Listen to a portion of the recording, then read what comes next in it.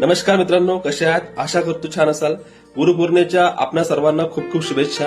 मित्रांनो, स्टॉक मार्केटच्या प्रवासामध्ये दोन शब्द अत्यंत महत्वाचे आहेत. ते म्हणजे इक्विटी. इक्विटीला आपण कॅश म्हणतो आणि सेकंड आहे ते डेरिव्हेटिव्ह. डेरिव्हेटिव्हला आपण फ्युचर आणि ऑप्शन सुद्धा म्हणतो.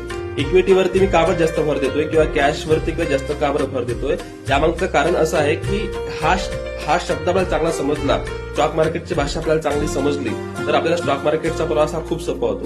तर ठीक आहे ना. तर इक्विटीमध्ये काय, इक्विटीमध्ये प्रत्यक्ष आपल्याला शेअर्सचं बाईंग करावं लागतं. इक्विटीमध्ये शेअर बाईंग करावं लागतं, पण इक्विटीमध्ये शेअर आपण सेलिंग करू शकत नाही. ठीक आहे ना. तर फ्युचर आणि ऑप्शन मध्ये काय होतं की एनएससीवर ज्या कंपन्या रजिस्टर आहे त्यातल्या काही मोजक्या कंपन्या ज्याच्यामध्ये आपल्याला फक्त आणि फक्त ऑप्शन करता येते आणि फ्युचर करता येते. ठीक आहे ना. बट इक्विटीमध्ये प्रत्येक कंपन्याचा आपण शेअर घेऊ शकतो, असं काहीच नाही. ज्या कंपनी एनएससीवर रजिस्टर आहेत त्या कंपनीचा आपण शेअर घेऊ शकतो आणि बाईंग करू शकतो, सेलिंग करू शकत नाही.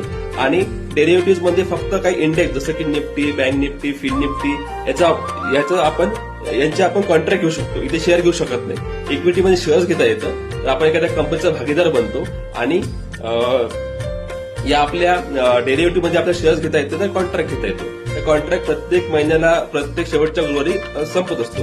तर इक्विटी म्हणजे काय आणि डेरिव्हेटिव्ह म्हणजे काय याचा संपूर्ण व्यवस्थित व्हिडिओ पाहण्यासाठी आमच्या युट्यूब चॅनलला भेट द्या आणि चॅनल लाईक करा, सबस्क्राईब करा. धन्यवाद.